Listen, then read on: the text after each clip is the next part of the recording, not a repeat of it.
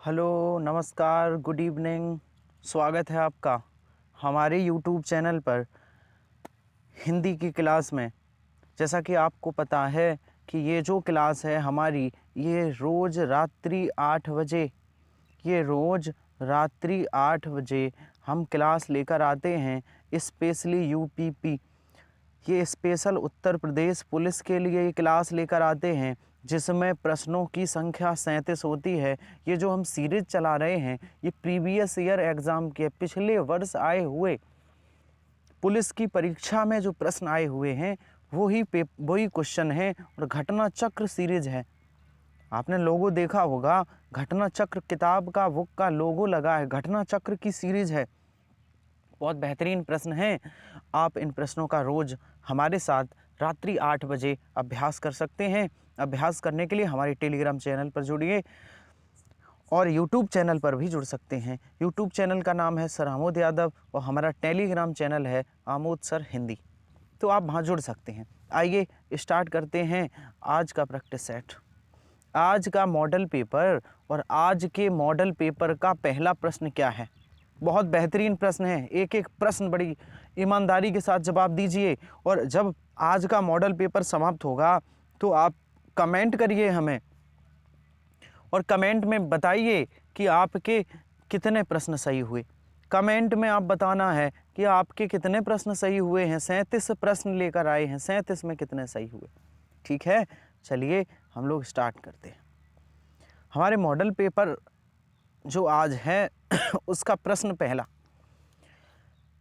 प्रश्न है, धातु किसे कहते हैं? धातु किसे कहते हैं? तो धातु किसे कहते हैं बताइए, जल्दी से जवाब दीजिए।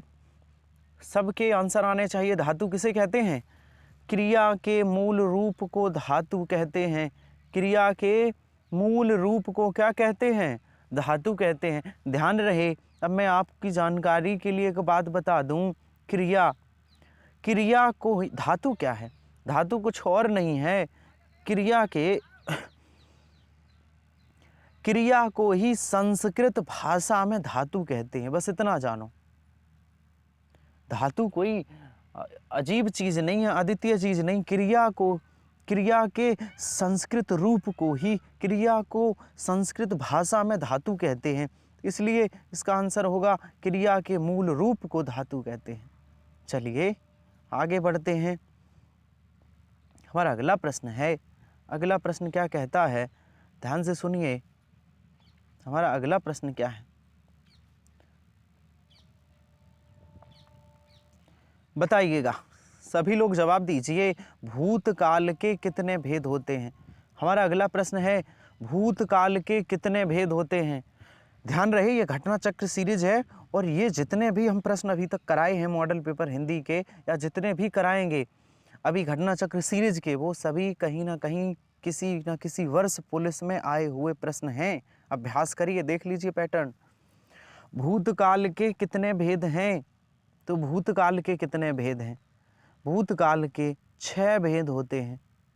अच्छा, अगर आपसे पूछे कि काल के कितने भेद हैं? काल के 3 भेद, एक वर्तमान काल, दूसरा भूतकाल और तीसरा भविष्यकाल।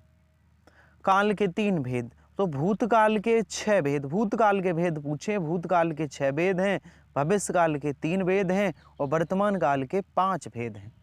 ठीक है, आइए आगे चलते हैं। हमारा अगला प्रश्न है। अगला प्रश्न क्या कहता है? अगला प्रश्न कहता है, देखिए ध्यान से, अगले प्रश्न की तरफ चलते हैं। देखिए भूतकाल के 6 भेद कौन कौन से हैं, एक बार इस पे नज़र डाल लो। 1 मिनट मैं इसे सही कर दूं। अब ठीक है। देखिए भूतकाल के 6 भेद कौन कौन से होते हैं, मैं आपको एक्सप्लेनेशन दिखा दूं। सामान्य भूतकाल, पूर्ण भूतकाल, अपूर्ण भूतकाल, आसन्न भूतकाल, संदिग्ध और हेतु मत। आपको पता है, मैं आपसे कह रहा हूँ, पता तो सबको होता है। हिंदी इतनी कठिन भाषा नहीं है। आपने अच्छे से 30-35 दिन 40 दिन ग्रामर पढ़ी है, हिंदी की व्याकरण पढ़ी है, तो हिंदी आपकी अच्छी होगी। लेकिन अभ्यास करिए, प्रैक्टिस बहुत जरूरी। प्रैक्टिस नहीं की है, वही पढ़ा हुआ क्वेश्चन आपको व्याकरण आती है और पेपर में गलत हो जाएगी क्योंकि आपने अभ्यास नहीं किया, आपने क्वेश्चन के मॉडल पेपर सॉल्व नहीं किए। आप इनका अभ्यास ज़रूर करें, मेरी आपको सलाह है। तद्भव शब्द बनते हैं। तद्भव शब्द किससे बनते हैं? देखिए एक बात बताएं आपको, एक होते हैं तत्सम, एक होते हैं तत्सम और एक होते हैं तद्भव। ध्यान से सुनिए, एक तत्सम शब्द होते हैं, एक तद्भव शब्द होते हैं। तत्सम शब्द किसे कहते हैं? देखिए एक मैं आपको बात बता दूं, इसके पीछे की कहानी है। तत्सम और तद्भव ये टॉपिक बना कैसे? ये ऐसे बना, देखिए आदमी की फितरत है चीज़ों को सरल करके पढ़ने की। हमारी आपकी जो आदत है, ह्यूमन नेचर है, वो चीज़ों को सरल करने का है। तो संस्कृत जो थी ना, संस्कृत भैया कठिन है, ये आपको भी पता है। अब संस्कृत थी कठिन और संस्कृत के जो शब्द थे उन्हें आदमी ने सरल करके, मनुष्य ने, मानव प्रजाति ने सरल करके बोला। जैसे मैं कहूँ ददी, भैया संस्कृत भाषा का शब्द है, तो आदमी ने कहा कौन कहे ददी, उसे कह दो दही, दही कह दिया उसे, ददी की जगह दही कह दिया। जैसे संस्कृत में होता है किवाड़, तो किवाड़, अब आदमी कहने लगा कौन कहे किवाड़, कपाट कहते हैं संस्कृत में कपाट, तो आदमी ने उसे किवाड़ कह दिया, किवाड़ सरल करके किवाड़ कह दिया, संस्कृत में कपाट कहते हैं। जैसे करपट, करपट संस्कृत भाषा में, और बोले करपट कौन कहे, थोड़ा अटपटा लगता है, कठिन है, कपड़ा कह दिया, कपड़ा। ठीक है, आदमी ने सरल कर लिया शब्दों को, शॉर्टकट करने की ह्यूमन नेचर है। तो ध्यान से सुनिए, जो शब्द पढ़ने में कठिन हो, जो संस्कृत भाषा के शब्द हों, वो तत्सम शब्द हैं। और तद्भव शब्द कौन है?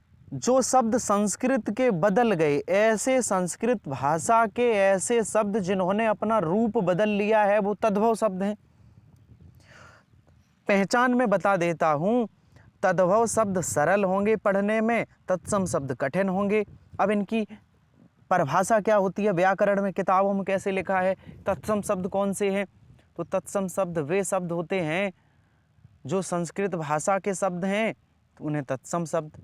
तद्भव किसे कहते हैं? संस्कृत भाषा के वे शब्द जो जिन्होंने अपना रूप बदल लिया है, या ऐसे कहें संस्कृत भाषा के वे शब्द जिनका रूप बिगड़ गया है और हिंदी में प्रयोग किए जाते हैं, तद्भव शब्द। ठीक है, तो तद्भव शब्द कौन है? उम्मीद करता हूं आपको ये मेरा एक्सप्लेनेशन समझ आया होगा। तद्भव शब्द कौन है? तो हिंदी के मूल शब्द, हिंदी के जो मूल शब्द हैं उन्हें तद्भव कहेंगे, या विदेशी शब्द, या उर्दू के में बदलाव से, या संस्कृत शब्दों के कुछ बदलाव से बने शब्दों को क्या कहेंगे? तद्भव शब्द कहते हैं। संस्कृत के शब्द से जो शब्द सरल हो गए, बदल गए, वो तद्भव शब्द हैं। आइए, तद्भव तत्सम आपके क्लियर हुए होंगे। अगला प्रश्न है, तत्सम शब्द पहचानिए। तत्सम शब्द पहचानिए। हमने आपसे कहा, आपको ट्रिक बताई कि तत्सम शब्द हमेशा पढ़ने में कठिन लगेगा। आपको जो लगे ये कठिन सा है, वही होता है तत्सम, अगर ना पहचान पाओ। बताओ इनमें पढ़ने में सबसे कठिन कौन लग रहा है? मोर, कान, बंदर, निद्रा, ये है तत्सम शब्द है निद्रा। तो इसका तद्भव क्या है? नींद, नींद। अच्छा, तो कान, मोर, बंदर ये तत्सम शब्द नहीं है? नहीं, तो ये तद्भव शब्द हैं। अच्छा, तो कान का तत्सम क्या होगा? कर्ण। बंदर का तत्सम क्या होगा? बानर। और मोर का तत्सम होगा मयूर। मोर का क्या होगा? मयूर। आइए आगे चलते हैं। हमारा अगला प्रश्न है, पर्यायवाची शब्दों का कौन सा समूह सही नहीं है? कौन सा समूह जिसमें पर्यायवाची किसी एक के नहीं है? देखिए, पाठशाला, विद्यालय, स्कूल, ये सभी एक के पर्यायवाची हैं, ये समान हैं। नारी, महिला, औरत, ये भी समान है। पूछ रहा है समान नहीं है। पहाड़, पर्वत, पुस्तक, यही आंसर होगा। ये समान नहीं है, बाकी ये समान है। आग, अग्नि, अनल, तो आंसर सही होगा सी, पहाड़, पर्वत और पुस्तक। आइए आइए अगले प्रश्न पर चलते हैं। हमारा अगला प्रश्न है, इनमें से सही विलोम शब्द युग कौन सा है? सही विलोम शब्द युग्म ढूंढना है। आदान प्रदान, आदान का निदान, प्रदान का विधान या आदान का समाधान। तो सही विलोम शब्द होगा आदान का प्रदान।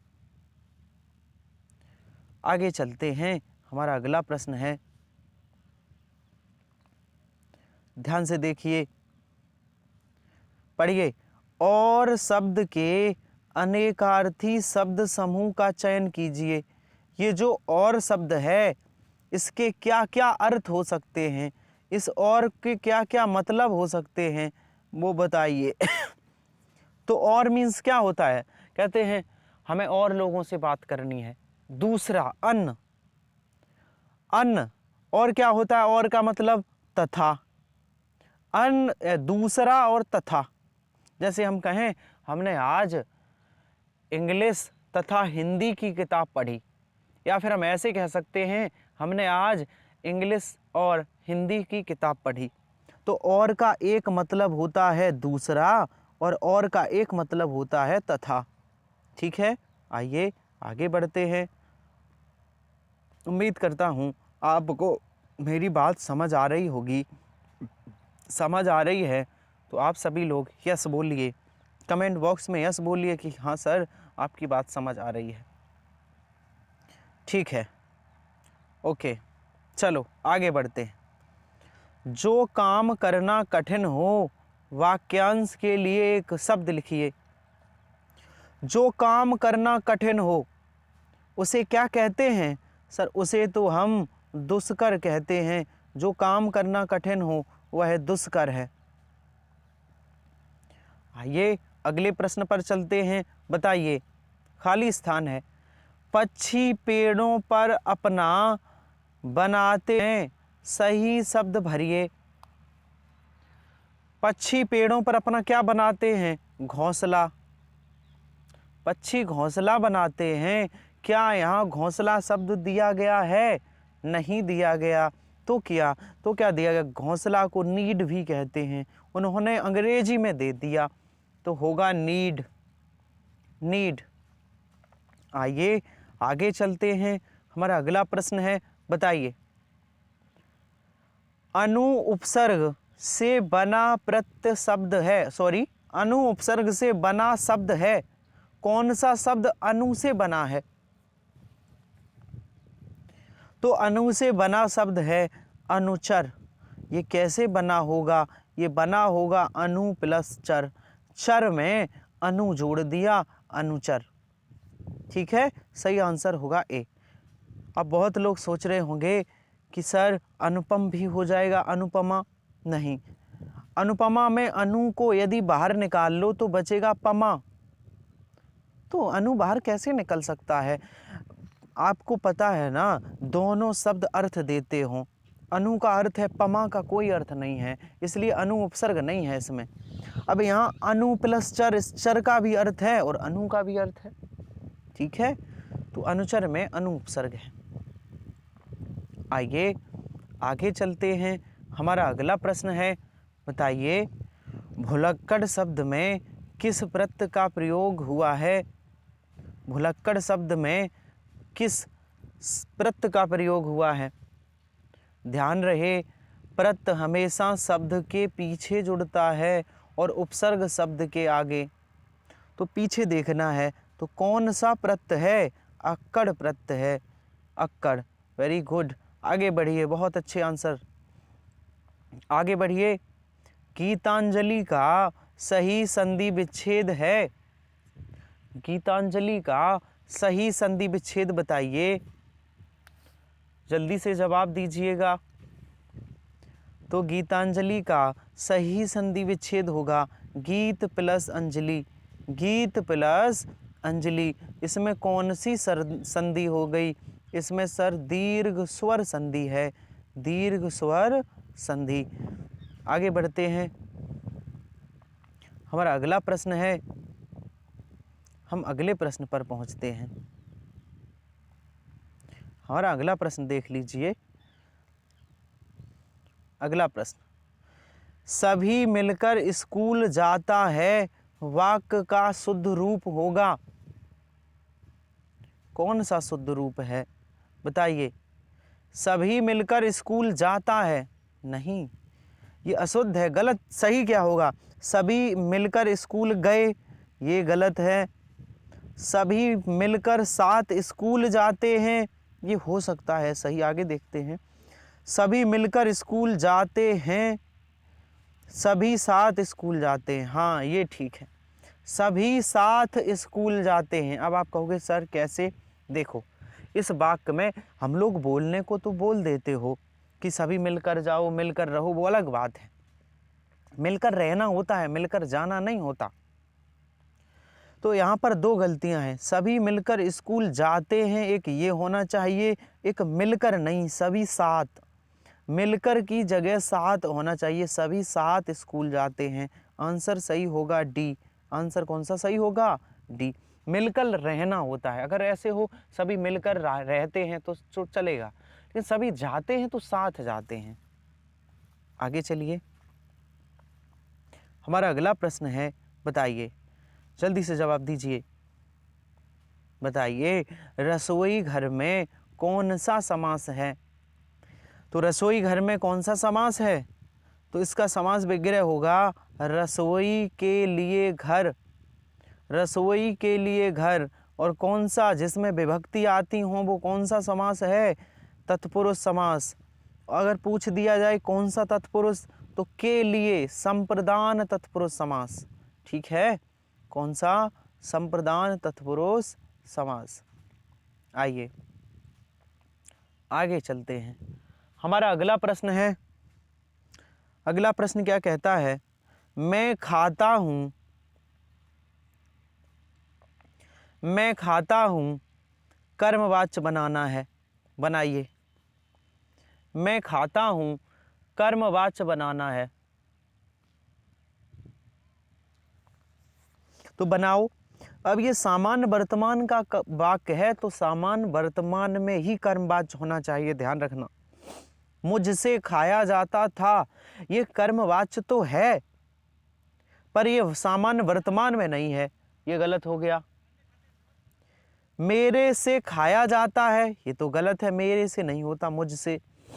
मुझसे नहीं खाया जाता, ये भी गलत है, मुझसे खाया जाता है, यही सही है। मुझसे खाया जाता है, या ये लिखा होता मेरे द्वारा खाया जाता है, तब भी सही होता। आंसर सही होगा डी। ध्यान रखिए, प्रीवियस ईयर आए हुए प्रश्न हैं, बड़ी सावधानी पूर्वक हल करिए, बहुत सावधानी पूर्वक, ठीक है। मैं रोज पढ़ता हूँ, वाक्य में क्रिया विशेषण शब्द क्या है। मैं रोज पढ़ता हूँ, वाक्य में कौन सा क्रिया विशेषण, ये है रोज। रोज क्रिया विशेषण है, और कौन सा क्रिया विशेषण है, कालवाचक क्रिया विशेषण। कौन सा, कालवाचक। आइए आगे चलते हैं, हमारा अगला प्रश्न है, निम्न में से योजक चिन्ह है, कौन सा योजक चिन्ह है बताइए। कौन सा है योजक चिन्ह, निम्न में कौन सा योजक चिन्ह है, सबको पता है, आंसर सी। चलिए आगे चलते हैं, हमारा अगला प्रश्न है, कहाँ तक हुए हैं हमारे प्रश्न, ठीक है आगे बढ़िए, बताइए अगला प्रश्न बताइए। घी के दिए जलाना मुहावरे का अर्थ है। घी के दिए जलाना, घी के दिए जलाने का अर्थ होता है खुशी मनाना। खुशी मनाना, कहते हैं ना कि लंका विजेता श्री राम जब अयोध्या वापस लौटकर आए, तो अयोध्या वासियों ने उनकी वापसी में, उनके घर वापस लौटने की खुशी में और अयोध्या की जीत में, रावण पर विजय प्राप्त करने की जीत में अयोध्या वासियों ने घी के दिए जलाए थे, क्योंकि उनको खुशी हुई थी, खुशी मनाई थी। तो घी के दिए जलाना मतलब खुशी मनाना। आगे बढ़ते हैं, लोकोक्ति का सामान्य अर्थ क्या है। लोकोक्ति कहते किसे हैं, तो लोकोक्ति किसे कहते हैं, जल्दी से बताइए। लोकोक्ति कहते हैं लोक की उक्ति, लोक की उक्ति को लोकोक्ति कहते हैं। आगे चलो, हमारा अगला प्रश्न है, बताइए।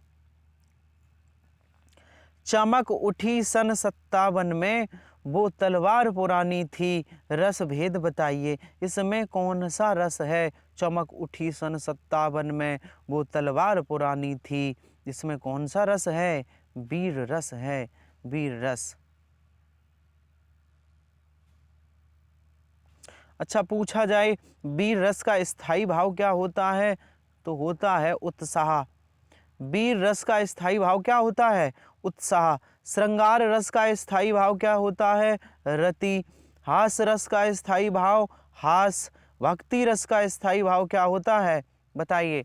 तो भक्ति का होता है भक्ति। भक्ति का स्थायी भाव क्या होता है? भक्ति। आइए आगे चलते हैं, हमारा अगला प्रश्न है। हमारा अगला प्रश्न क्या कहता है कि चौपाई के प्रत्येक चरण में कितनी मात्राएं होती हैं, बताइए। चौपाई के प्रत्येक चरण में कितनी मात्राएं होती हैं? तो प्रत्येक चरण में 16 मात्राएं होती हैं। कितनी होती हैं? 16। आइए हमारा अगला प्रश्न है, अगले प्रश्न को देखते हैं, बताइए। हमारा अगला प्रश्न है, बताइए आप। काली घटा का घमंड घटा अलंकार बताना है। काली घटा का घमंड घटा, जब एक शब्द 2 या 2 से अधिक बार आए, उनका अर्थ अलग अलग हो, तो कौन सा अलंकार होगा? यमक अलंकार। यहाँ घटा शब्द आया, यहाँ घटा, पर इन दोनों का अर्थ अलग है। पहले जो घटा लिखा है इसका अर्थ है बादल, काली घटा, काले बादल। दूसरी जगह घटा लिखा है, इसका मतलब होता है कम होना। तो काली घटा मतलब काले बादल का घमंड घटा मतलब काले बादल का घमंड कम हुआ। कौन सा अलंकार है? यमक अलंकार। कौन सा अलंकार है? यमक। आइए आगे चलते हैं, हमारा अगला प्रश्न है। हम अगले प्रश्न पर चलते हैं। हम अगले प्रश्न पर चलते हैं, हमारा अगला प्रश्न है, बताइए। बहुत बेहतरीन प्रश्न है, जवाब दीजिएगा। वर्णों के कितने भेद होते हैं? जल्दी से बताइए, वर्णों के कितने भेद होते हैं? वर्णों के 2 भेद होते हैं। कौन कौन से? पहले को स्वर कहते हैं और एक जो भेद होता है उसे व्यंजन कहते हैं। स्वर और व्यंजन, वर्णों के 2 भेद। आगे चलते हैं, हमारा अगला प्रश्न है, बताइए। अगला प्रश्न बताइए, जल्दी से जवाब दीजिए। कौन सा शब्द स्त्रीलिंग है? हमने कहा स्त्रीलिंग पुल्लिंग पहचानना है, तो एक ट्रिक याद रखिए। उस शब्द से पहले मेरा और मेरी लगाइए। अगर उस शब्द के पहले मेरा फिट बैठ जाता है तो पुल्लिंग, उस शब्द से पहले मेरी सही बैठ जाता है तो कौन सा होगा? स्त्रीलिंग। तो बनाइए, मेरा मालिक, मेरा मालिक, तो ये शब्द पुल्लिंग है। मेरा कहार, ये शब्द पुल्लिंग है। मेरा पाठक की मेरी पाठक, मेरा पाठक, तो ये पुल्लिंग है। मेरा योगिनी, नहीं मेरी योगिनी। मेरी शब्द इसके साथ फिट बैठ रहा है, अर्थात योगिनी शब्द स्त्रीलिंग है, योगिनी। आइए आगे चलते हैं, पुल्लिंग शब्द का चयन करें, ढूंढिए, अभी ट्रिक बताई है। मेरा मेरी लगाइए। मेरी नायिका की मेरा नायिका, मेरी नायिका, और मेरी आए तो कौन सा शब्द होगा? स्त्रीलिंग। यहाँ क्या लगेगा? मेरा लेखिका की मेरी, मेरी लेखिका, ये भी स्त्रीलिंग। मेरी बधू की मेरा बधू, मेरी बधू, ये भी स्त्रीलिंग। लेकिन धावक में आएगा मेरी धावक नहीं, मेरा धावक, और मेरा धावक मेरा आए तो पुल्लिंग। तो धावक में कौन सा है? पुल्लिंग। आंसर सही होगा डी, पुल्लिंग ही पूछा गया है। आगे चलते हैं, अगला प्रश्न है, शिक्षक का बहुवचन क्या होगा? शिक्षक का बहुवचन होता है शिक्षकाएं नहीं, शिक्षकगण। जैसे पूछा जाए अध्यापक का अध्यापकगण, गुरु का गुरुजन, ऐसे ही। आगे बढ़िए, हमारा अगला प्रश्न है, माँ ने बाजार से कपड़ा खरीदा, रेखांकित शब्द का कारक बताइए। कारक, तो देखो, अब आप सोच रहे होगे सर से शब्द लगा है करण कारक, नहीं। अगर पूछता बाजार में कौन सा कारक है तो हम जवाब देते करण कारक। यहाँ कपड़े में पूछा है तो इसके पीछे जिस शब्द में कारक पूछा जाए उसके पीछे देखना है कौन सा चिन्ह है। तो कपड़े के पीछे कौन सा चिन्ह है सर? कोई नहीं, लेकिन क्या कोई चिन्ह आ सकता था? बिल्कुल। कैसे? माँ ने बाजार से कपड़े को खरीदा, ऐसे लिखा जा सकता था। इसलिए कपड़े में कौन सा कारक है? कर्म कारक। अगर पूछता बाजार में कौन सा कारक है तो ये से लगा है। इसमें पूछा इसके पीछे देखो कौन सा कारक चिन्ह, तो हो जाता करण कारक। कपड़ा पूछा है तो आप इसके पीछे देखो कौन सा चिन्ह आ सकता है। चिन्ह ये दृश्य भी होता है और अदृश्य भी, तो कर्म कारक। भले ही का नहीं लगा है पर वह का को का भाव तो दे रहा है, इसलिए कर्म कारक होगा। ध्यान रखिए ना, से देख के तुम करण मार दो, ऐसा नहीं करना। जो शब्द पूछा जाए उसके पीछे देखना है कौन सा चिन्ह लग सकता है या लगा है, दोनों कंडीशन में।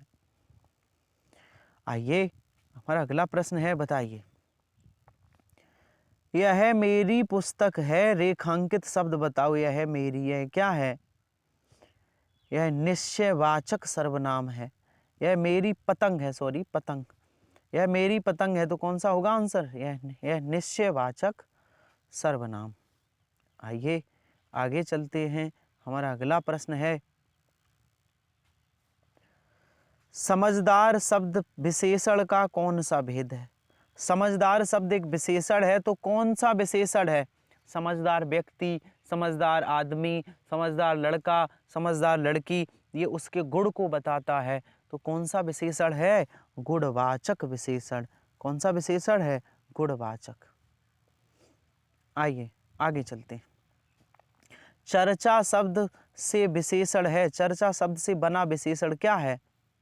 तो चर्चा से क्या बनेगा? चर्चित, चर्चित। आगे चलते हैं, हमारा अगला प्रश्न है, जयद्रथ वध किसकी रचना है? जयद्रथ वध किसने लिखी है? ये जयद्रथ वध मैथिली शरण गुप्त ने लिखी है। किसने लिखी है जयद्रथ वध? जयद्रथ वध मैथिली शरण गुप्त ने लिखी है।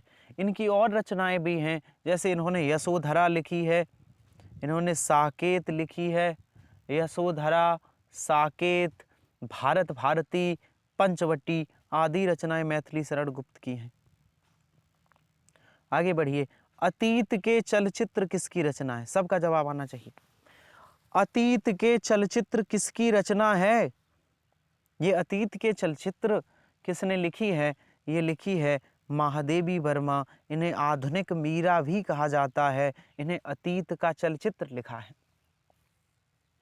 इन्होंने अतीत के चलचित्र के साथ रस्म लिखी है, निहार लिखी है, नीरजा लिखी है, संध्या गीत लिखा है, छड़दा लिखा है, बहुत सारी रचनाएं लिखी हैं महादेवी वर्मा ने।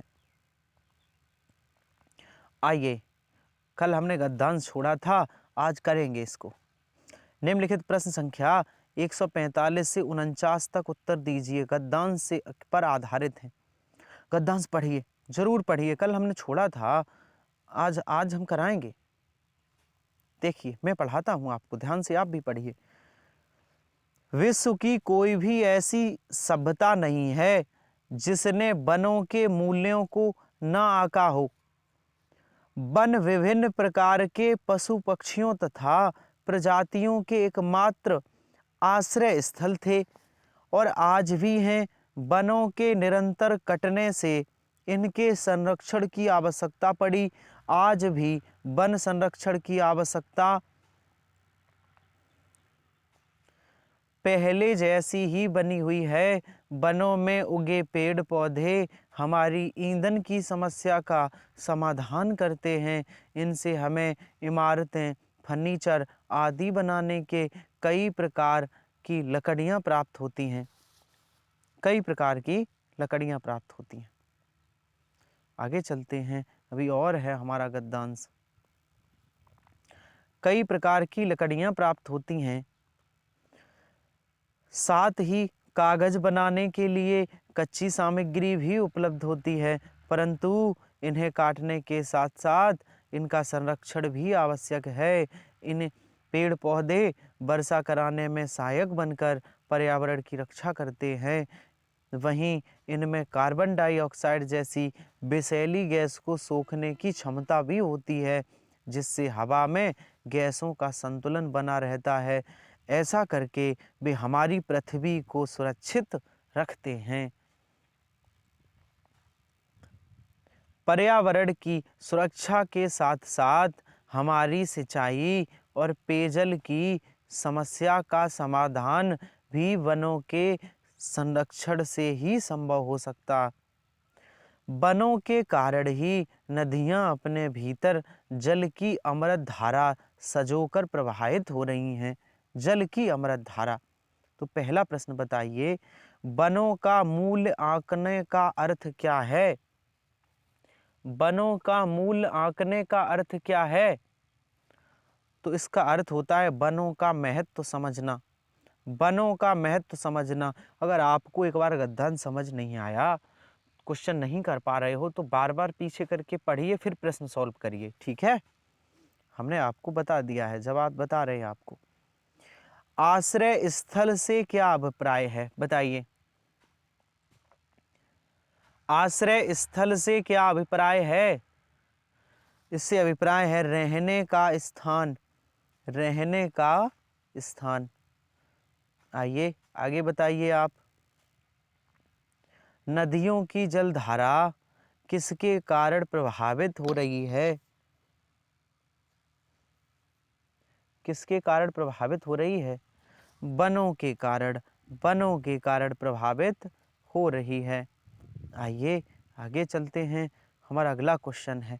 दो प्रश्न और बचे हैं, एक ये है और इसके बाद एक और है।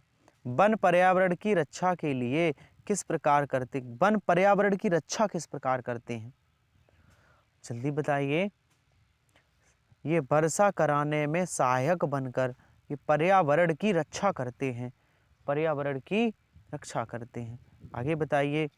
वनों के संरक्षण से अभिप्राय है। वनों के संरक्षण से क्या अभिप्राय है? जवाब दीजिएगा। तो वनों के संरक्षण का अभिप्राय है वनों को बचाना। संरक्षण का मतलब क्या होता है? उन्हें बचाना, सुरक्षित करना, वनों को बचाना। आज के हमारे इसी प्रश्न के साथ आज के हमारे मॉडल पेपर समाप्त हुआ, जिसमें बेहतरीन हम लोगों ने 37 प्रश्न किए। क्या आपके 37 में 37 सही हुए? अगर नहीं हुए तो कितने हुए? कमेंट बॉक्स में ज़रूर टाइप करके बताइए। और ये भी बताइए हमारा आज का सेशन कैसा लगा।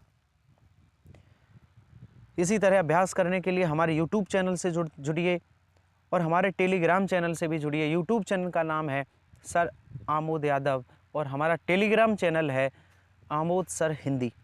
आप जुड़ सकते हैं। आज का मॉडल पेपर हमारा समाप्त हुआ। मिलते हैं कल नए प्रश्नों के साथ। तब तक के लिए धन्यवाद।